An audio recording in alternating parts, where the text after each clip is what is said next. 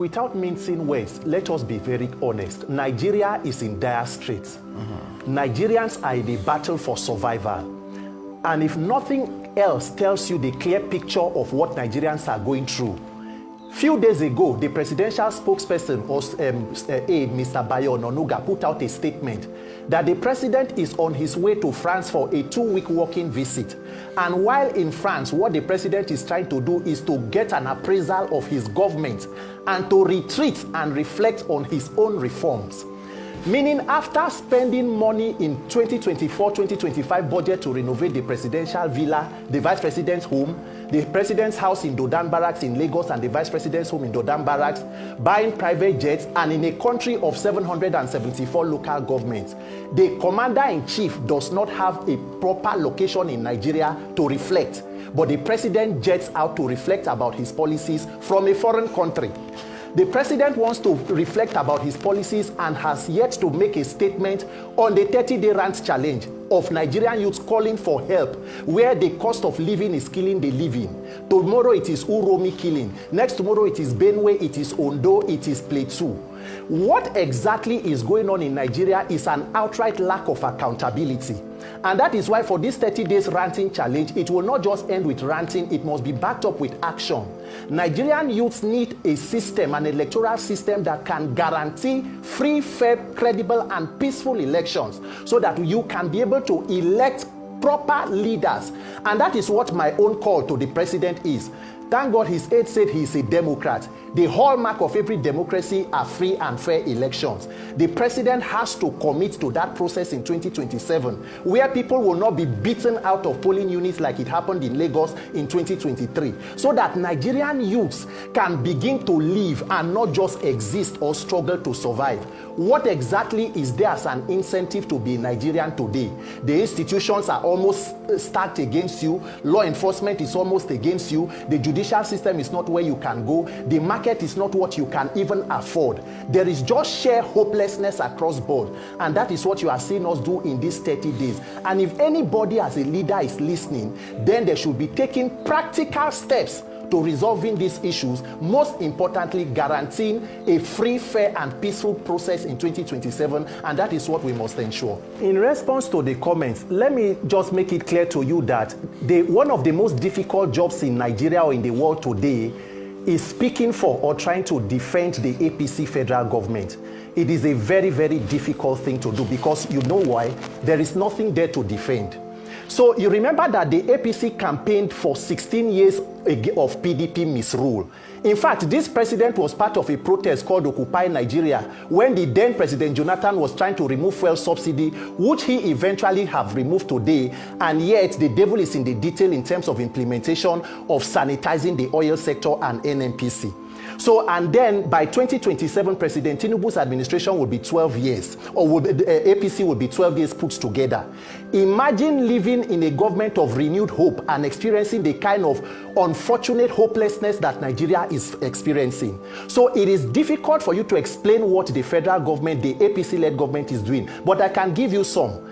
A government that knows that more than 100 million persons were living in multi-dimensional poverty by the end of Buhari's administration came into power, and the first priorities were deciding to renovate a vice presidential home for 20-something billion, purchase of new private presidential jets, a presidential yacht, renovating the villa, money for purchase of SUVs for the office of the First Lady, which is not even a legally recognized, constitutionally recognized office. So when you see the frivolities and wastages in government, and then that same government in turn begins to ask the people to make sacrifices. So it is we who will think of what to do for our country, while the leaders continue to live in luxury and affluence using taxpayer money.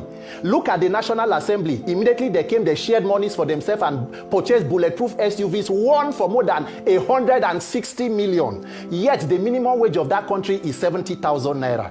And that is a country where leaders are still demanding sacrifice from the people. So at what point does this sacrifice end?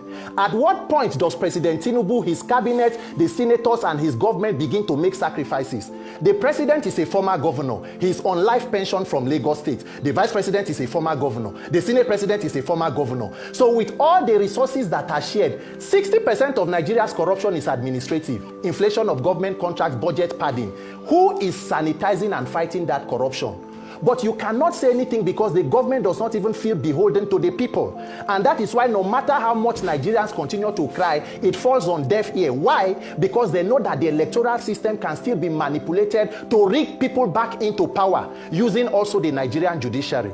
So if I have the ears of any Nigerian politician right now, I will want them to know that power is transient. You cannot be in power forever. If you don't leave power, power will leave you.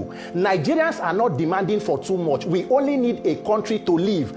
As a Nigerian youth, demanding for a better country, I'm not a criminal. There are known criminals that are not being attended to. But once you voice out against the government, they come after you.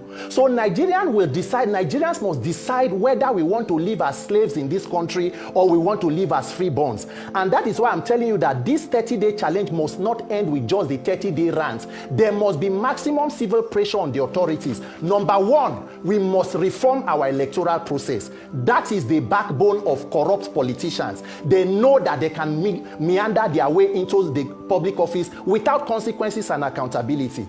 So if I'm talking to Nigerian politicians, I'm telling them, your time is up. You either do the right thing for this country or a generation of young Nigerian leaders will wake up and will succeed where you people have failed woefully and continue to fail us. Because Nigerians are hungry, Nigerians are dying, the tension is palpable and the frustration, and the leaders are completely detached from the reality. It is unfortunate, but we as Nigerians must find the wisdom and the courage to fix these institutions, or else we continue to remain victims of these institutions. How do we move from here? Let me just say that we will move from here by changing this narrative and building a system that can hold people accountable. And I take exception to the words of Doctor describing someone and something that I said as, being ignorant. You see, this grandstanding and high-handedness by the ruling party will take them nowhere. And that is why Nigeria is failing and is becoming a failed state under their watch. Because the only institutions or systems that are working in Nigeria is corruption and criminality. And also the statement that there are traits on this platform to corner people to asking questions. Arise News is one of the leading journalism houses that is trying to hold leaders accountable. Any attempt to ridicule, the capacity that they bring must be checked immediately, because this current administration does not like free speech. And before you know, they can bring the NBC against you. But let me just say this as a final parting statement. Yes, 1 second. Nigerians must make sure that we build a system that can hold our leaders accountable, which will begin with the electoral system, because that is their only arrogance. Thank you so they much. know that the INEC is the weapon faction. Thank you so much. We've run out. Thank you. Unfortunately, we've run out. Change is never born from silence, and history has proven that when people rise and demand better, nations are forced to listen.